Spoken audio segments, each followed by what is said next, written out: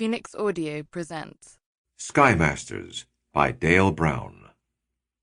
Tell me this is some April Fool's joke, sir, Lieutenant Colonel Patrick McLanahan said to Brigadier General John Ormack. And with all due respect, of course, I'll beat your face in.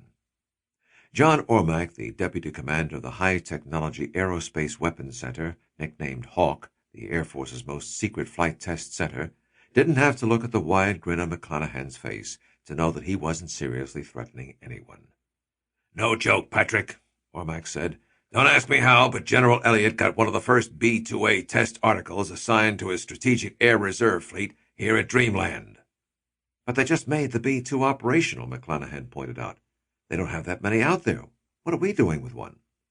"Knowing the boss, he put the squeeze on Systems Command to begin more advanced weapons tests on the B-2, in case they begin full-scale deployment," Ormack replied. "I know he was pushing the shifts from nuclear to conventional strategy," Ormack went on. "It was hard to sell the B-2 as a conventional weapons platform, that is, until Brad Elliott spoke up. He wants to turn this B-2 into another mega-fortress, a flying battleship.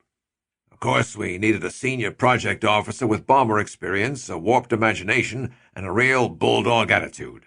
Naturally, we thought of Patrick McLanahan." McLanahan was speechless, which made Ormack smile even more.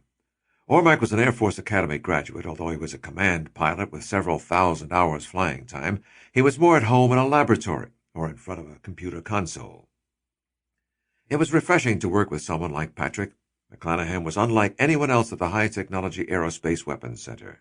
He wasn't an academy grad, not an engineer, not a test pilot. He was simply a hard-working, efficient aviator. McLanahan was the best radar bombardier in the United States, demonstrated by long lines of trophies he'd received in annual exercises in his 6 years as a B-52 crew member. His prowess with the 40-year-old bomber, lovingly nicknamed the Buff or Stratopig, had attracted the attention of Hawk's commanding officer, Lieutenant General Brad Elliott, who had brought him to Nevada to develop a mega-fortress, a highly modified B-52 bomber used to flight test high-tech weapons and stealth hardware. McLanahan had taken the mega-fortress, nicknamed the Old Dog, and its ragtag crew into the Soviet Union to destroy a renegade anti-satellite laser site. Rather than risk discovery of the politically explosive mission, McLanahan had been encouraged to remain at Hawk for a chance to work with the newest aircraft and weapons in the world. The Old Dog mission, one of the events that drove the Soviet Union to glasnost, had to be buried forever, one way or another. Many career-minded men might have resented the de facto imprisonment.